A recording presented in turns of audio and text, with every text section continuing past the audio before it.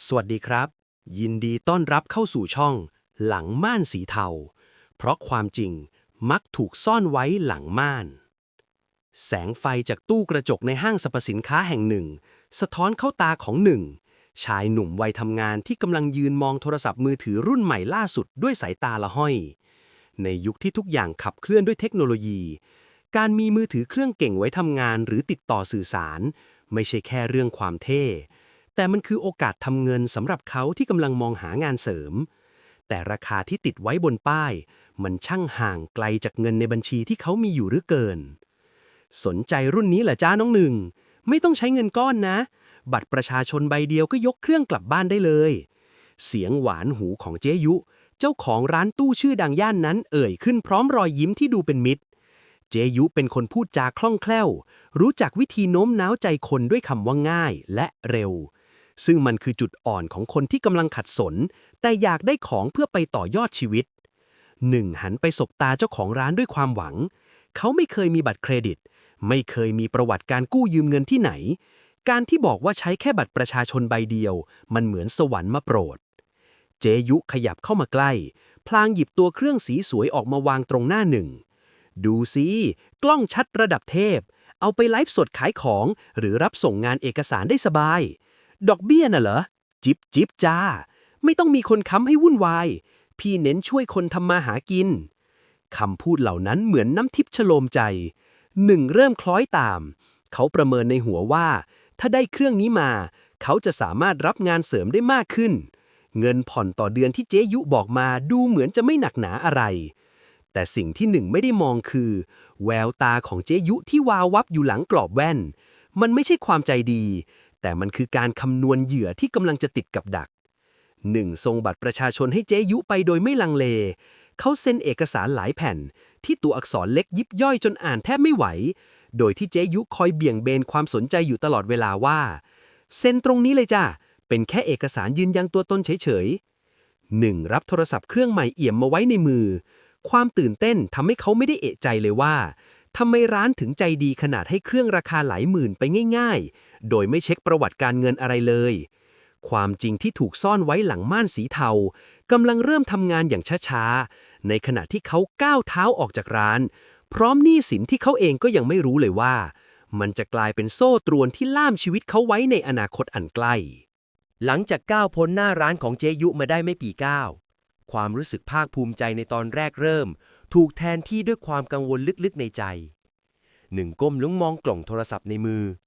เขาพยายามนึกถึงรายละเอียดในสัญญาที่เพิ่งเซ็นไปเมื่อครู่แต่ทุกอย่างมันดูรวดเร็วและสับสนไปหมดเจยุเร่งให้เขาเซ็นชื่อในทุกจุดโดยไม่อ้างอิงถึงอัตราดอกเบี้ยที่แท้จริงบอกเพียงแค่ว่าผ่อนสบายๆแค่หลักพันต้นๆเมื่อกลับถึงห้องพักหนึ่งรีบแกะกล่องและเริ่มตั้งค่าเครื่องใหม่ทันทีแต่เขาก็ต้องแปลกใจเมื่อพบว่ามีแอปพลิเคชันหนึ่งที่ถูกติดตั้งมาล่วงหน้าแล้วและเขาไม่สามารถลบมันออกได้เขาพยายามกดเข้าไปดูแต่มันกลับขึ้นข้อความว่าระบบรักษาความปลอดภัยของตัวแทนจำหน่ายความสงสัยเริ่มก่อตัวขึ้นในใจเขาจำได้ว่าตอนที่แจยุเอาเครื่องไปเปิดใช้งานมีการเสียบสายเชื่อมต่อกับคอมพิวเตอร์นานผิดปกติโดยอ้างว่าเป็นการลงโปรแกรมพื้นฐานให้ฟรีคงไม่มีอะไรมั้งก็เครื่องพอร์ตนี่นาเขาก็คงต้องมีวิธีดูแลของเขาหนึ่งพยายามปลอบใจตัวเองตามประสาคนที่มองโลกในแง่ดีแต่ในเชิงจิตวิทยานี่คือภาวะที่ตัวละครกำลังพยายามหาเหตุผลมาสนับสนุนการตัดสินใจที่ผิดพลาดของตัวเองเพื่อลดความขัดแย้งในใจเขาเริ่มใช้งานมือถือเครื่องนั้นอย่างเต็มที่ทั้งรับงานและเล่นโซเชียลโดยหารู้ไม่ว่าทุกความเคลื่อนไหวข้อมูลส่วนตัวหรือแม้กระทั่งตำแหน่งที่ตั้งของเขากำลังถูกจับตามองผ่านแอปพลิเคชันปริศนานั้นไม่กี่วันต่อมาข้อความแจ้งเตือนแรกก็เด้งขึ้นมาแต่มันไม่ใช่ข้อความจากลูกค้ามันคือข้อความทวงถามค่างวดล่วงหน้าทั้งที่ยังไม่ถึงกำหนดส่งงวดแรกด้วยซ้ำหนึ่งขมวดคิ้วด้วยความงุนงงเขาตัดสินใจโทรกลับไปหาเจยุที่ร้านแต่สิ่งที่ได้รับกลับมาไม่ใช่เสียงหวานๆเหมือนวันแรกที่เจออ๋อนั่นเป็นค่าธรรมเนียมการบริหารจัดการน่ะน้องหนึ่งในสัญญาก็มีบอกไว้นะจ๊ะถ้าไม่จ่ายภายในเย็นนี้เครื่องจะถูกล็อกอัตโนมัติทันทีคำว่าล็อกเครื่องทำให้หนึ่งเย็นว่าไปถึงสันหลัง เขาเพิ่งรู้ว่าอำนาจในการควบคุมทรัพย์สินที่เขาคิดว่าเป็นของตัวเองนั้นแท้จริงแล้วยังอยู่ในมือของใครบางคนที่ซ่อนตัวอยู่หลังม่านสัญญาที่ไม่เป็นธรรมและสิ่งที่น่ากลัวกว่าการที่โทรศัพท์ใช้งานไม่ได้คือความลับและข้อมูลส่วนตัวที่เขาใส่ลงไปในเครื่องนั้นจะปลอดภัยจริงหรือในขณะที่เขากำลังร้อนรนหาทางออกโทรศัพท์ในมือก็เริ่มสั่นอย่างรุนแรงพร้อมกับหน้าจอที่ดับวูบลงและขึ้นข้อความสีแดงตัวใหญ่ว่าอุปกรณ์นี้ถูกล็อกชั่วคราวกรุณาติดต่อชำระหนี้ความเงียบงันปกคลุมไปทั่วห้องสี่เหลี่ยมแคบๆหลังจากหน้าจอโทรศัพท์มือถือที่เคยส่องสว่างดับวูบลงหนึ่งนั่งจ้องมองแผ่นกระจกสีดำสนิทนั้นด้วยความรู้สึกเหมือนโลกทั้งใบกำลังพังทลายเขาพยายามกดปุ่มเปิดเครื่องซ้ำแล้วซ้ำเล่าแต่สิ่งที่ปรากฏมีเพียงข้อความเตือนสีแดงฉานที่บอกว่าเขาค้างชำระหนี้ทั้งที่ความจริงแล้วเขายังใช้งานได้ไม่ถึงอาทิตย์ด้วยซ้ำความร้อนรนเริ่มเผาผลาญจิตใจหนึ่งตัดสินใจหยิบโทรศัพท์เครื่องเก่าที่หน้าจอแตกยับขึ้นมาโทรหาป้องเพื่อนสนิทที่พอจะมีความรู้เรื่องการเงินและเทคโนโลยีอยู่บ้างเมื่อป้องมาถึงและได้รับฟังเรื่องราวทั้งหมดเขาหยิบเอกสารสัญญาที่หนึ่งเซ็นกับเจ๊ยุมากางอ่านอย่างละเอียดสีหน้าของป้องเคร่งเครียดขึ้นเรื่อยๆจนหนึ่งเริ่มใจคอไม่ดีป้องถอนหายใจยาวก่อนจะเริ่มอธิบายว่าสิ่งที่หนึ่งกำลังเจอมันไม่ใช่แค่การผ่อนของธรรมดาแต่มันคือกองเพลิงที่พร้อมจะเผาผลาญอนาคตทางการเงินของเขาป้องชี้ให้ดูตัวเลขแฝงที่ซ่อนอยู่ในข้อความที่อ่านยากที่สุดในสัญญาหนึ่งลองคำนวณดูนะยอดที่นายต้องจ่ายทุกสัปดาห์เนี่ยเมื่อรวมกันตลอดทั้งปีดอกเบี้ยมันพุ่งไปถึง200หรือ300%เลยนะเพื่อนนี่มันไม่ใช่ดอกเบี้ยร้านค้าทั่วไปแล้วแต่มันคือดอกเบี้ยมหาโหดที่ผิดกฎหมายชัดๆหนึ่งอึ้งไปครู่ใหญ่เขาไม่เคยคิดเลยว่าคำว่าใช้แค่บัตรประชาชนใบเดียวจะแลกมาด้วยดอกเบี้ยที่สูงลิ่วๆขนาดนี้ป้องอธิบายต่อว่าร้านที่ไม่ได้ตรวจสอบประวัติเครดิตอย่างละเอียดมักจะใช้วิธีเรียกเก็บเงินดาวสูงถึงครึ่งหนึ่งของราคาเครื่องเพื่อลดความเสี่ยงของตัวเองและส่วนที่เหลือเขาก็จะบวกดอกเบี้ยเข้าไปจนเกินจริงซึ่งต่างจากร้านค้าที่ถูกกฎหมายหรือสถาบันการเงินที่ได้รับการรับรองจากธนาคารแห่งประเทศไทยร้านพวกนั้นจะมีการตรวจสอบความสามารถในการชำระหนี้อย่างเป็นธรรมและดอกเบี้ยต่อปีจะไม่เกิน 25% ตามที่กฎหมายกำหนดแต่สิ่งที่น่ากลัวกว่าตัวเลขหนี้คือระบบการจัดการของร้านเจยุป้องอธิบายว่าแอปพลิเคชันที่ติดตั้งมาในเครื่องเปรียบเสมือนกุญแจมือดิจิตอลมันไม่ใช่แค่ระบบล็อกเครื่องธรรมดาแต่มันสามารถเข้าถึงพิกัดที่ตั้งรายชื่อผู้ติดต่อหรือแม้กระทั่งข้อความส่วนตัวในเครื่องได้ตลอดเวลาการที่หนึ่งจ่ายเงินล่าช้าเพียงไม่กี่ชั่วโมงจึงทำให้ระบบสั่งล็อกเครื่องได้ทันทีจากระยะไกลหนึ่งเริ่มรู้สึกเย็นสันหลังวาบขึ้นมาอีกครั้งเมื่อรู้ว่าตอนนี้ชีวิตส่วนตัวของเขากำลังถูกจับตามองผ่านเลนส์กล้องและระบบติดตามที่เขาเป็นคนอนุญาตให้ติดตั้งลงไปเองเพียงเพื่อแลกกับความสะดวกสบายที่จับต้องได้ในตอนแรกเสียงแจ้งเตือนจากโทรศัพท์เครื่องเก่าดังขึ้นอีกครั้งเป็นข้อความจากเจยุที่ส่งรูปภาพบัตรประชาชนของหนึ่งที่ถ่ายคู่กับสัญญาพร้อมข้อความทิ้งท้ายว่าถ้าคืนนี้ยอดไม่เข้าพี่จะส่งเรื่องให้ทีมติดตามหนี้ลงไปหาถึงที่พักนะจ๊ะน้องหนึ่งหวังว่าคงไม่ต้องให้เรื่องมันบานปลายความกลัวเริ่มครอบงำหนึ่งอย่างสมบูรณ์เขาเริ่มตั้งคำถามกับตัวเองว่าเงินที่พยายามหามาอย่างยากลำบากจะเพียงพอที่จะชดใช้หนี้ที่ไม่มีวันจบสิ้นนี้ได้อย่างไรและทีมติดตามหนี้ที่ว่านั้นจะมาในรูปแบบไหนกันแน่บรรยากาศภายในห้องเริ่มกดดันมากขึ้นเรื่อยๆแสงไฟนีออนบนเพดานดูหม่นหมองลงไปพร้อมกับจิตใจของหนึ่งที่กำลังดิ่งลงเหวป้องพยายามปลอบใจเพื่อนและชวนให้มองหาความจริงที่ซ่อนอยู่ในคำโฆษณาชวนเชื่อที่ทำให้หนึ่งต้องตกที่นั่งลำบากหนึ่งจำโปรโมชั่น 0% ที่เจยุอ้างได้ไหมป้องถามด้วยน้ำเสียงจริงจังหนึ่งพยักหน้ารับเบาๆป้องจึงหยิบโทรศัพท์ขึ้นมาเปิดเทียบราคากลางของมือถือรุ่นนั้นในตลาดให้หนึ่งดูนี่สิราคาเงินสดจริงๆมันแค่หมื่นปลายๆแต่ราคาที่เจยุตั้งไว้ในสัญญาผ่อนของนายน่ะมันเริ่มต้นที่ 20,000 กว่าบาทไปแล้วหนึ่งตาเบิกกว้างเมื่อเห็นความต่างของราคาที่ชัดเจนป้องอธิบายว่านี่คือกลยุทธ์ภาพลวงตาที่ร้านค้าเหล่านี้ใช้บ่อยมากเขาจะบวกราคาสินค้าให้สูงกว่าปกติไปเยอะๆเพื่อที่เวลาเอามาจัดโปรโมชั่นผ่อน 0% ลูกค้าจะได้รู้สึกว่าคุ้มค่า ทั้งที่ในความเป็นจริงแล้ว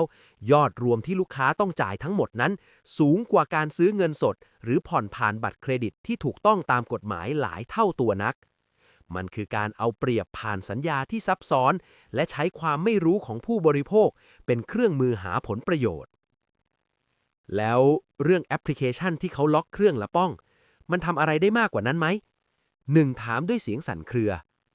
ป้องมองหน้าเพื่อนด้วยสายตาที่เปี่ยมไปด้วยความกังวลนี่แหละคือส่วนที่ร้ายแรงที่สุดข้อมูลส่วนบุคคลของนายทั้งเลขบัตรประชาชนที่อยู่รหัสผ่านต่างๆหรือแม้แต่รูปถ่ายในเครื่องมันอาจจะถูกส่งออกไปเก็บไว้ในเซิร์ฟเวอร์ที่ไม่มีมาตรการความปลอดภัยเลยหากข้อมูลพวกนี้หลุดไปอยู่ในมือมิจฉาชีพนายอาจจะถูกสวมรอยไปทำเรื่องผิดกฎหมายอื่นๆได้อีกไม่จบไม่สิ้นในขณะที่ทั้งคู่กำลังวิเคราะห์สถานการณ์กันอยู่เสียงเคาะประตูห้องก็ดังขึ้นอย่างรุนแรงและสม่ำเสมอ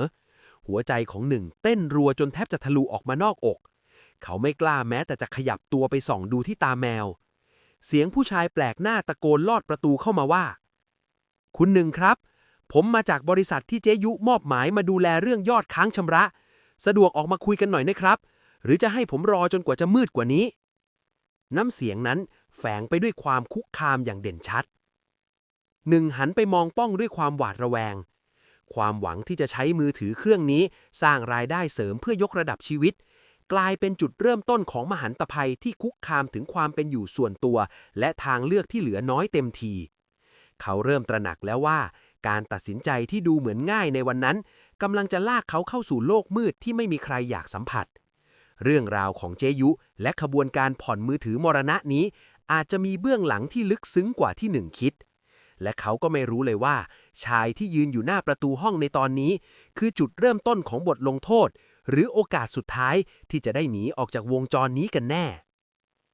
เงาร่างของชายปริศนาหน้าประตูยังคงนิ่งค้างอยู่ตรงนั้นพร้อมกับเสียงโทรศัพท์เครื่องเก่าที่ดังขึ้นมาเป็นสายเรียกเข้าจากเบอร์ที่เขาไม่รู้จักหนึ่งมองไปที่หน้าจอด้วยความสับสนและหวาดกลัวปลายสายจะเป็นใครและชายคนนั้นจะทำอย่างไรหากเขายังคงนิ่งเฉยอยู่ในความมืดหลังม่านนี้ต่อไปเสียงหัวใจของหนึ่งเต้นรัวแข่งกับเสียงเคาะประตูที่ยังคงดังอย่างต่อเนื่องมือที่สั่นเทาของเขาพยายามกดรับสายปริศนาที่โทรเข้ามาในเครื่องเก่าปลายสายไม่ใช่เสียงของเจยุอย่างที่เขาหวังแต่เป็นเสียงแหลมเล็กของหญิงสาวคนหนึ่งที่ฟังดูร้อนรนไม่แพ้กันคุณอย่าเพิ่งเปิดประตูนะคะฉันชื่อมิวเป็นเหยื่ออีกคนที่ผ่อนเครื่องกับร้านนี้เหมือนกันฉันเห็นชื่อคุณในกลุ่มลับที่พวกมันเอาข้อมูลพวกเราไปประจานคำเตือนของมิวทำให้หนึ่งเย็นวาบไปทั้งตัวความกลัวที่เคยมีต่อชายหน้าประตูเปลี่ยนเป็นความสะอิดสะเอียงต่อขบวนการนี้ทันทีเขามองไปที่ป้องเพื่อนสนิทที่ยังคงพยายามไล่เรียงข้อสัญญาในกระดาษป้องขยับเข้ามาใกล้แล้วกระซิบให้หนึ่งนิ่งไว้ก่อนขณะที่เสียงจากคนหน้าประตูเริ่มเปลี่ยนเป็นเสียงกระแทกผมรู้นะว่าคุณอยู่ในนั้นถ้าไม่ออกมาคุยกันดีๆเรื่องนี้จะไม่จบแค่ที่หน้าจอมือถือนะครับคำขู่ระลอกใหม่นี้สะท้อนให้เห็นถึงกลโกงที่ซ่อนอยู่หลังม่านของคำว่าความสะดวกสบายหนึ่งเริ่มตระหนักแล้วว่า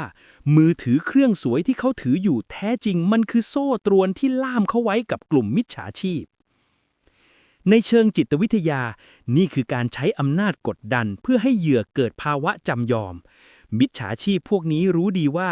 คนที่เลือกผ่อนมือถือด้วยบัตรประชาชนใบเดียวส่วนใหญ่คือคนที่เข้าไม่ถึงสถาบันการเงินปกติหรือมีความจำเป็นเร่งด่วนที่ต้องใช้เครื่องพวกเขาจึงใช้จุดอ่อนนี้สร้างสัญญาที่ซับซ้อนจนเหยื่อสับสน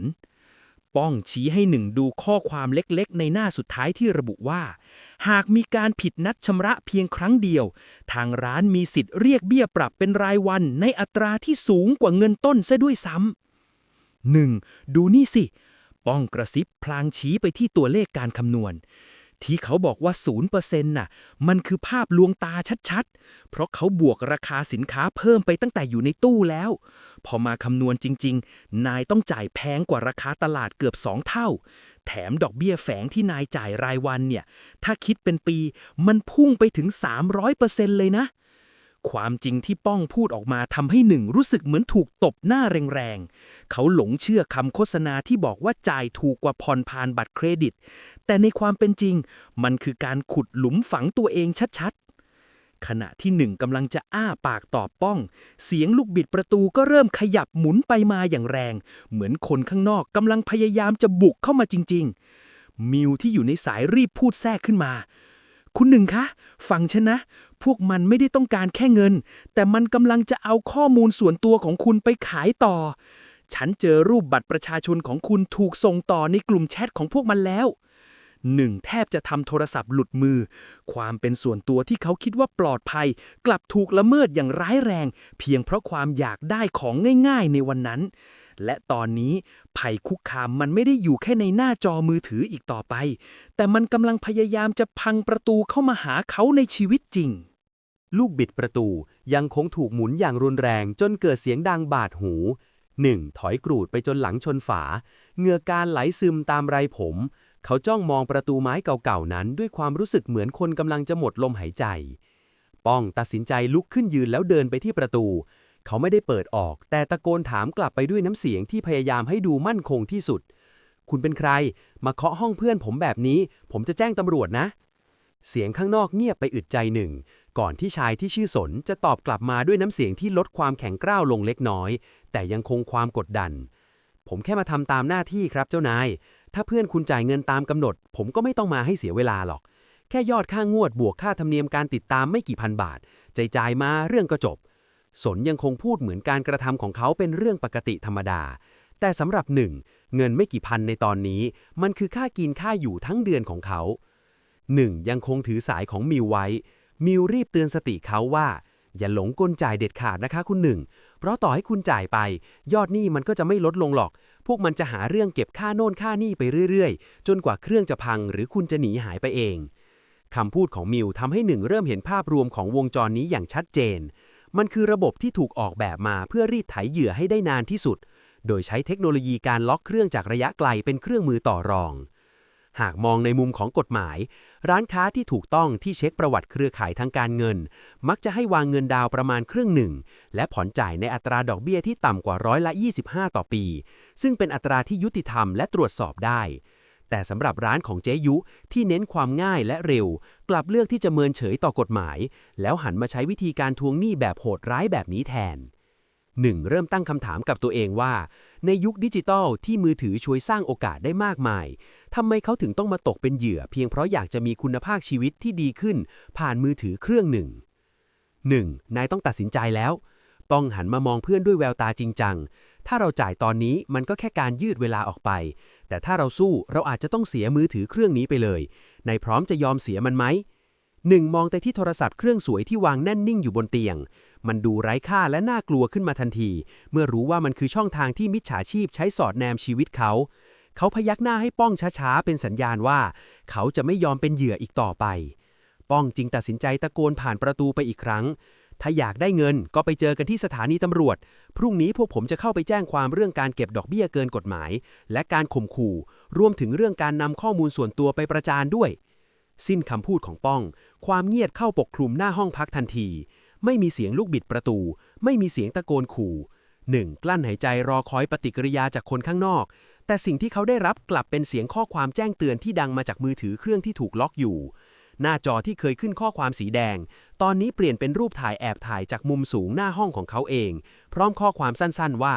คิดจะเล่นกับพี่เหรอเดี๋ยวได้รู้กันใจหล่นวูบรูปนั้นมันเพิ่งถูกถ่ายไม่กี่วินาทีที่ผ่านมานั่นแปลว่าพวกมันไม่ได้อยู่แค่หน้าประตูแต่อาจจะแอบมองเขาอยู่จากที่ไหนสักแห่งในตึกนี้ความหนาวเหน็บเล่นพล่านไปทั่วไขสันหลังของหนึ่งทันทีที่เห็นรูปถ่ายตัวเองผ่านหน้าจอโทรศัพท์ที่ถูกล็อกรูปนั้นมันชัดเจนมากว่าถูกถ่ายจากมุมสูงในทางเดินหน้าห้องของเขาเองในวินาทีที่เขากำลังยืนตัวสั่นอยู่หลังประตู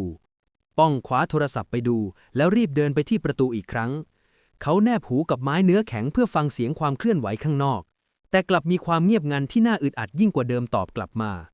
สิ่งนี้แสดงให้เห็นว่ามิจฉาชีพยุคใหม่ไม่ได้ใช้แค่กำลังข่มขู่แต่ใช้เทคโนโลยีและการสอดแนมทางจิตวิทยามาเป็นเครื่องมือทำให้เหยื่อรู้สึกว่าไม่มีที่ให้หนี ในเชิงจิตวิทยา นี่คือการสร้างสภาวะที่เรียกว่าความจำยอมที่เรียนรู้ได้ เมื่อเหยื่อรู้สึกว่าถูกมองเห็นทุกฝีก้าวและถูกควบคุมผ่านอุปกรณ์ที่อยู่ติดตัวตลอดเวลา พวกเขาจะเริ่มหมดหวังและยอมทำตามคำสั่งของมิจฉาชีพโดยไม่ขัดขืน ป้องพยายามดึงหนึ่งให้กลับมามีสติ 1. ฟังนะ การที่พวกมันเข้าถึงกล้องวงจรปิดของตึกหรือแอบถ่ายรูปนายได้ มันคือการละเมิดความเป็นส่วนตัวขั้นรุนแรง แต่มันก็แปลว่าพวกมันกำลังดิ้นรนเหมือนกัน ถ้าพวกมันมีอำนาจจริง มันคงพังประตูเข้ามา ไม่ใช่มารอบลอยวนเวียนแอบถ่ายรูปนายแบบนี้ มิวที่ยังอยู่ในสายทางโทรศัพท์เครื่องเก่า เริ่มสะอื้นเบาๆ ก่อนจะเล่าความจริงที่น่ากลัวยิ่งกว่า คุณหนึ่งคะ พวกมันไม่ได้ต้องการแค่ค่างวดจริงๆหรอกค่ะ ล่าสุดฉันรู้มาว่า ข้อมูลบัตรประชาชนที่เราให้ไปพร้อมกับรูปถ่ายคู่กับสัญญา ถูกนำไปเปิดซิมโทรศัพท์เพื่อใช้โทรไปหลอกลวงคนอื่นต่อในฐานะแก๊งคอลเซ็นเตอร์ บางคนโดนเอาชื่อไปเปิดบัญชีม้าด้วย การผ่อนมือถือด้วยบัตรประชาชนใบเดียวที่ดูเหมือนง่ายในตอนแรก แท้จริงมันคือกุญแจที่เปิดประตูบ้านเรา ให้โจรเข้าไปรื้อค้นทุกอย่างในชีวิตเรา 1. มองดูบัตรประชาชนของตัวเองที่วางอยู่บนโต๊ะ มันคือกระดาษแผ่นเดียวที่ระบุตัวตนของเขา แต่ตอนนี้มันกลับกลายเป็นอาวุธที่หันกลับมาทำร้ายเขาอย่างรุนแรง เขาเริ่มนึกถึงโฆษณาเหล่านั้นที่บอกว่าไม่ต้องเช็คประวัติเครดิต ไม่ต้องใช้คนค้ำ เดินทางมาแค่ตัวกับบัตรประชาชนก็ได้ของกลับบ้านทันที ความง่ายและเร็วที่ว่านั้น มันคือหลุมพรางที่ลึกจนมองไม่เห็นก้นหลุม เพราะสำหรับร้านค้าที่ทำถูกกฎหมาย การตรวจสอบประวัติเครดิต คือการป้องกันทั้งตัวผู้ให้กู้และผู้กู้เอง เพื่อให้มั่นใจว่าการผ่อนชำระจะเป็นไปอย่างราบรื่นและไม่เกินกำลัง แต่สำหรับเจ๊ยุและพวกพ้อง การที่เหยื่อไม่มีประวัติทางการเงินคือเหยื่อชั้นเลิศ เพราะคนเหล่านี้มักจะขาดความรู้เรื่องดอกเบี้ยที่แท้จริง 1. เริ่มคำนวณในใจตามที่ป้องเคยบอก ถ้าเขาต้องจ่ายดอกเบี้ย300%ต่อปี นั่นหมายความว่าเขาต้องทำงานหนักขึ้น3 เท่า เพื่อจะรักษาโทรศัพท์เครื่องนี้ไว้ และสุดท้ายเขาก็อาจจะไม่เหลืออะไรเลยแม้แต่เกียรติยศของตัวเอง เสียงข้อความดังขึ้นอีกครั้งจากเครื่องที่ล็อก คราวนี้ไม่ใช่แค่รูปถ่ายหน้าห้อง แต่มันคือรูปถ่ายที่ทำงานของหนึ่งพร้อมข้อความว่าถ้าพรุ่งนี้เช้ายังไม่มีเงินเข้าบริษัทพี่จะไปเยี่ยมที่ออฟฟิศนายนะจ๊ะน้องหนึ่งเพื่อนร่วมงานจะได้รู้ว่าน้องมีวินัยทางการเงินแค่ไหนความหวาดกลัวในตอนแรกเริ่มเปลี่ยนเป็นความโกรธแค้นหนึ่งกำหนัดแน่นเขาจะยอมให้พวกมันทำลายทั้งชีวิตและงานของเขาแบบนี้ต่อไปไม่ได้แล้วความกดดันเริ่มทวีความรุนแรงขึ้นเมื่อมิจฉาชีพข้ามเส้นจากความเป็นส่วนตัวไปสู่หน้าที่การงานของหนึ่งป้องมองหน้าเพื่อนด้วยสายตาเห็นใจแต่เด็ดเดี่ยวเราจะนิ่งเฉยแบบนี้ไม่ได้แล้วหนึ่งยิ่งนายนิ่งพวกมันยิ่งได้ใจกลโกงพวกนี้อยู่ได้เพราะความกลัวของเหยื่อป้องเริ่มอธิบายถึงความแตกต่างที่คนทั่วไปมักมองข้ามระหว่างการผ่อนที่ถูกกฎหมายกับการตกเป็นเหยื่อมิจฉาชีพโดยเฉพาะเรื่องของดอกเบี้ยที่สูงเกินกว่าที่กฎหมายสินเชื่อส่วนบุคคลกำหนดไว้มากป้องหยิบสมุดขึ้นมาขีดเขียนให้หนึ่งดูนี่นะถ้าเราไปผ่อนกับร้านที่ได้รับอนุญาตจากธนาคารแห่งประเทศไทยดอกเบี้ยแท้จริงจะถูกควบคุมไม่ให้เกิน25%ต่อปี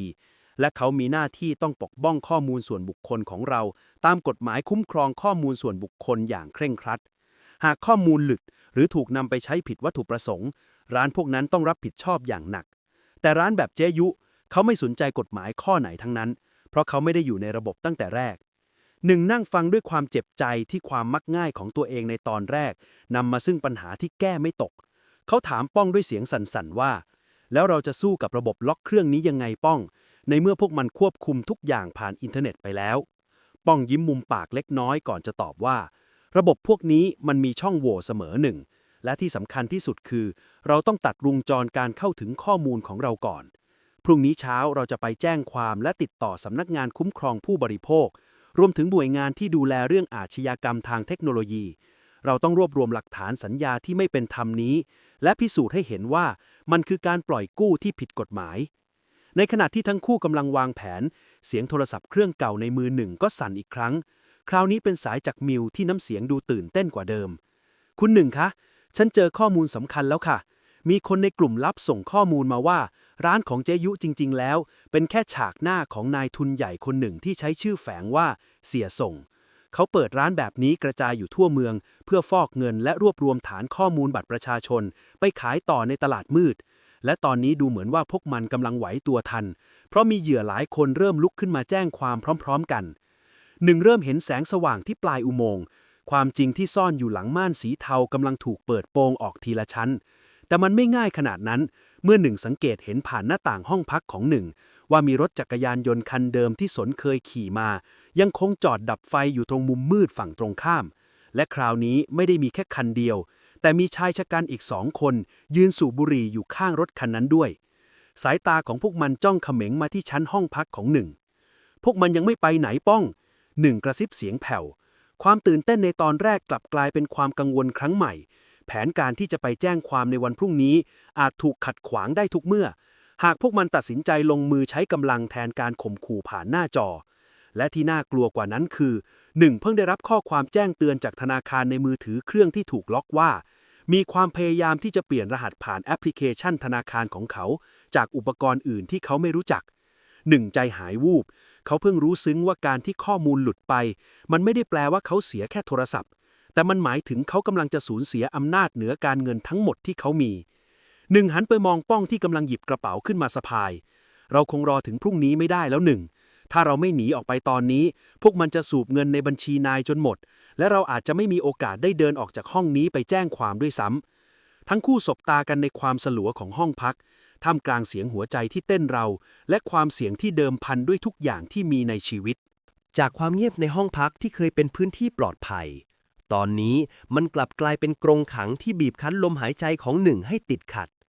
แสงไฟวับวาบจากหน้าจอโทรศัพท์เครื่องเก่าที่มิวโทรเข้ามายังคงส่องสว่างท่ามกลางความมืด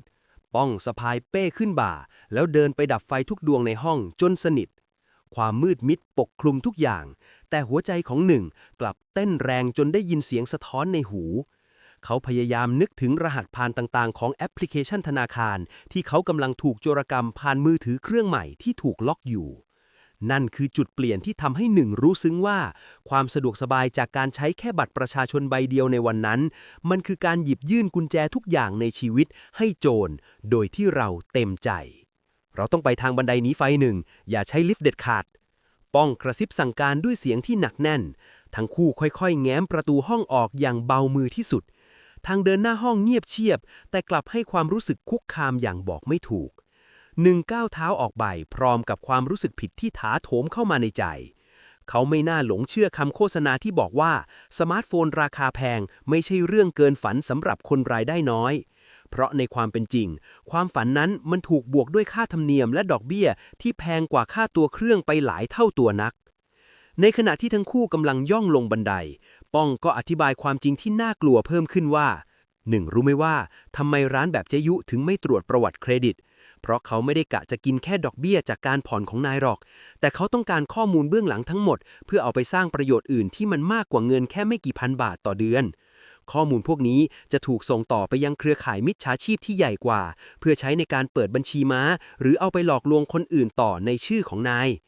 หนึ่งฟังแล้วได้แต่กำหมัดแน่นความอยากได้มือถือรุ่นใหม่เพียงเพราะคำว่าราคาถูกหรือโปรโมชั่น 0% ในตอนแรกมันช่างไร้เดียงสาเหลือเกินเมื่อเทียบกับความเสี่ยงที่เขากำลังเผชิญเมื่อทั้งคู่ลงมาถึงชั้นล่างทั้งคู่มองเห็นเงาของสนและกลุ่มชายชะกันยังคงยืนคุมเชิงอยู่หน้าตึกป้องตัดสินใจพาหนึ่งเลี่ยงออกทางประตูหลังที่เชื่อมต่อกับตรอกเล็กๆเพื่อเรียกรถมอเตอร์ไซค์รับจ้างที่จอดอยู่อีกฝั่งหนึ่งระหว่างทางที่นั่งซ้อนท้ายออกไปหนึ่งหยิบโทรศัพท์เครื่องเก่าขึ้นมาดูและพบว่ามีเงินในบัญชีของเขาถูกโอนออกไปทีละเล็กทีละน้อยอย่างต่อเนื่อง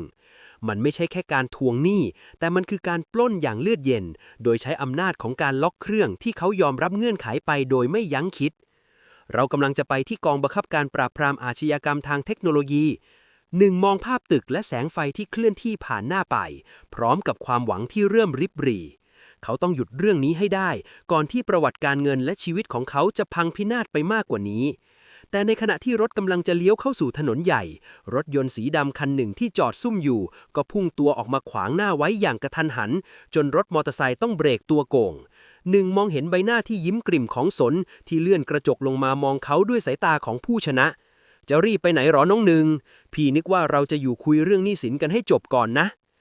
ความกดดันพุ่งถึงขีดสุดเมื่อทางออกเดียวของหนึ่งถูกปิดล้อมไว้อีกครั้งกลางถนนที่เปลี่ยวเหงา เขาจะทำอย่างไร เมื่อกฎหมายที่เขาพยายามจะไปพึ่งพายังอยู่ห่างออกไปอีกหลายกิโลเมตรในขณะที่ภัยคุกคามยืนอยู่ตรงหน้าเพียงแค่ไม่กี่ก้าวท่ามกลางแสงไฟถนนที่กระพริบไหวหนึ่งยืนประจันหน้ากับสนและพวกที่ก้าวลงมาจากรถสีดำด้วยท่าทางคุกคาม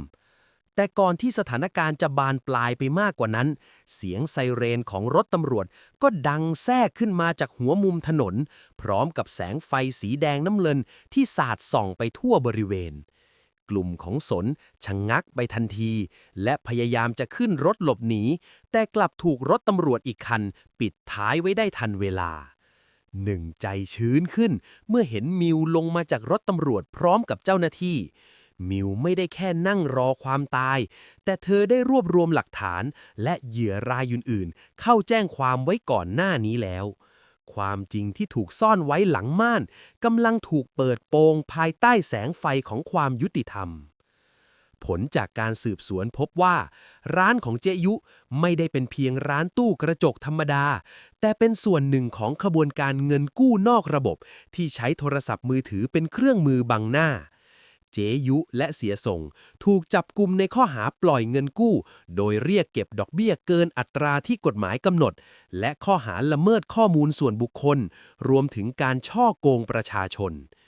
บทสรุปของกรรมที่พวกเขาทำคือการต้องเข้าไปใช้ชีวิตอยู่ในเรือนจำและทรัพย์สินที่ได้มาจากการเอาเปรียบคนขัดสนถูกยึดทรัพย์เพื่อเยียวยาเหยื่อที่ได้รับความเสียหายสำหรับหนึ่งแม้เขาจะได้รับเงินที่ถูกโอนออกไปคืนมาบางส่วนแต่ความเสียหายทางใจและประวัติการเงินที่เกือบจะเสียไปนั่นเป็นบทเรียนราคาแพงที่สุดในชีวิตเขาตระหนักได้ว่าความสะดวกสบายที่มาพร้อมคำว่าง่ายและเร็วมักจะมีกับดักที่มองไม่เห็นซ่อนอยู่เสมอทางรอดที่แท้จริงไม่ใช่การหาเงินมาจ่ายหนี้ที่ไม่มีวันจบแต่คือการมีสติและวางแผนการเงินอย่างรอบคอบ1ตัดสินใจใช้โทรศัพท์เครื่องเดิมที่หน้าจอแตกต่อไปจนกว่าเขาจะมีเงินออมเพียงพอที่จะซื้อเครื่องใหม่ด้วยเงินสดหรือเลือกผ่อนกับสถาบันการเงินที่ถูกกฎหมายซึ่งมีการตรวจสอบประวัติเครดิตและมีอัตราดอกเบี้ยที่เป็นธรรมก่อนจะจบบทเรียนนี้ไปผมอยากฝากข้อคิดเตือนใจสำหรับทุกคนที่กำลังมองหาทางเลือกในการเป็นเจ้าของสมาร์ทโฟนรุ่นใหม่จำไว้ว่าการผ่อนมือถือโดยใช้บัตรประชาชนใบเดียวนั้นหากไม่ใช่ร้านค้าที่น่าเชื่อถือหรือได้รับการรับรองจากธนาคารแห่งประเทศไทยมันมักจะแฝงไปด้วยความเสี่ยงมหาศาลจงตรวจสอบประวัติร้านค้าให้ถี่ถ้วนผ่านสื่อสังคมออนไลน์หรือการเสิร์ชข้อมูลในอินเทอร์เน็ตก่อนเสมอและอย่าลืมอ่านเงื่อนไขสัญญาให้ครบถ้วนทุกบรรทัดโดยเฉพาะเรื่องดอกเบี้ยที่แท้จริงซึ่งไม่ควรเกิน25%ต่อปีตามกฎหมายถ้าเป็นไปได้การออมเงินดาวให้ได้50%ของราคาสินค้าแล้วเลือกผ่อนชำระในระยะเวลาสั้น 6-12 เดือนกับผู้ให้บริการที่ได้รับอนุญาตจะเป็นวิธีที่ปลอดภัยที่สุดอย่ามองเพียงแค่ภาพลวงตาของโปรโมชั่น 0% ที่อาจจะบวกราคาเครื่องไว้สูงลิ่วแล้วการเปรียบเทียบราคาเงินสดกับราคารวมที่ต้องผ่อนจ่ายทั้งหมดจะช่วยให้คุณเห็นความจริงที่ซ่อนอยู่เสมอและที่สำคัญที่สุดอย่าลืมปกป้องข้อมูลส่วนบุคคลของคุณราวกับมันคือทรัพย์สินที่มีค่าที่สุดในชีวิตเพราะหากมันหลุดไปแล้วการจะเรียกคืนกลับมานั้นมันยากกว่าการหาเงินมาจ่ายค่างวดหลายเท่าตัวนักในยุคดิจิทัลที่โทรศัพท์คือเครื่องมือสร้างโอกาสอย่าให้มันกลับกลายเป็นเครื่องมือที่มาทำลายโอกาสและอนาคตของคุณเพียงเพราะความใจร้อนและไม่เท่าทันกลโกงศึกษาข้อมูลให้ดีวางแผนให้รอบคอบและมีวินัยทางการเงินคือเกราะป้องกันที่ดีที่สุดที่จะทำให้คุณไม่ต้องมานั่งเสียใจภายหลังเหมือนเรื่องราวที่เกิดขึ้นหลังม่านสีเทาในวันนี้ครับขอบคุณสำหรับการติดตามเรื่องราวของเราครับอย่าลืมสำรวจหน้าจอของคุณให้ดีว่ามีอะไรแอบแฝงอยู่หรือเปล่าแล้วพบกันใหม่ในตอนหน้าเพราะความจริงมักถูกซ่อนไว้หลังม่านกับช่องหลังม่านสีเทาสำหรับวันนี้สวัสดีครับ